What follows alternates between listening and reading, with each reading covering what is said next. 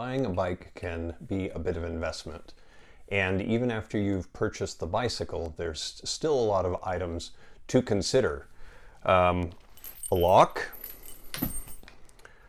repair kit or tire levers for flat tires, a tail light, a front light, and a gear bag to store it all in, or at least the tube and your kit. And then a helmet. All of these items can add up, and there's some consideration to the quality depending on how much you pay for each of those accessories. With a little bit of research, you may be able to find a good value out there, and today I think I may have found one.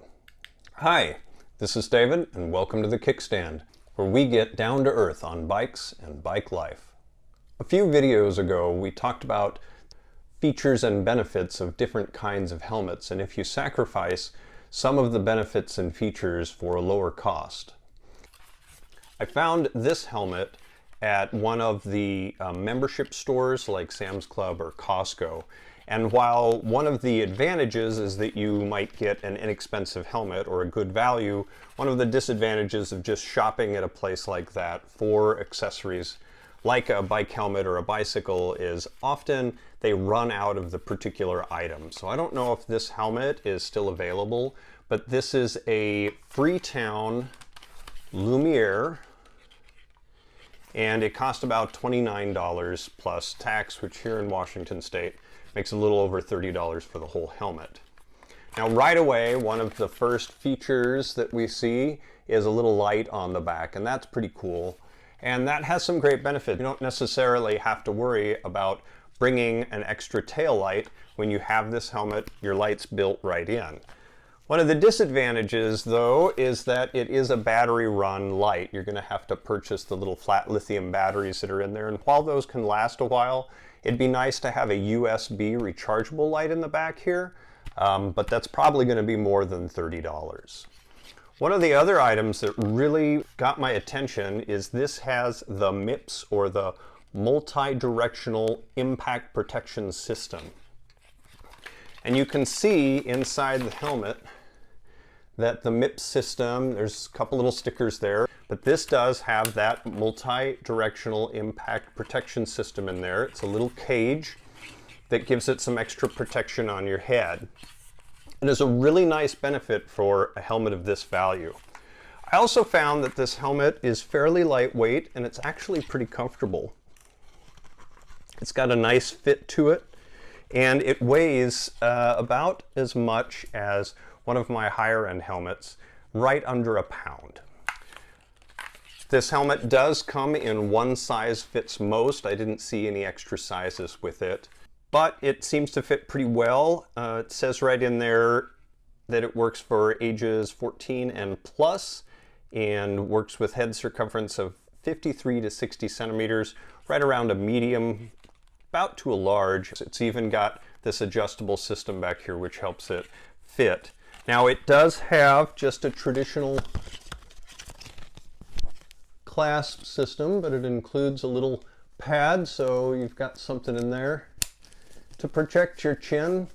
It can move around a lot, so not an extravagant accessory, but a nice little added touch as well.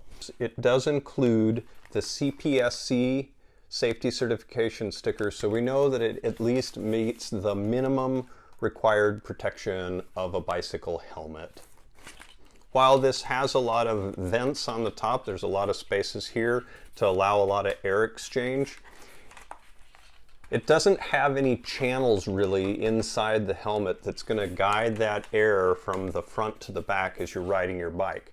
So one of the other little sacrifices here for a good value is ventilation. So this might get a little hot on a hot day, or if you're riding for a long period of time, it's not really going to move the air over your head very well to keep you cool. But because it is a nice lightweight helmet, and because it does have a lot of holes at the top for ventilation, just for a casual riding helmet, this would actually work really well.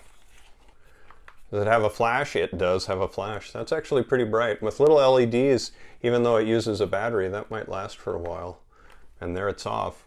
I imagine you pull that off to replace the battery, which when you're pulling parts on and off, that can also be a little bit of a disadvantage. The lights that you get often have seals around them and can take a little bit of work to get them on and off. That's one of the reasons I do prefer the rechargeable lights over some of the battery operated lights. Depending on your needs, you might find that batteries work better than rechargeables.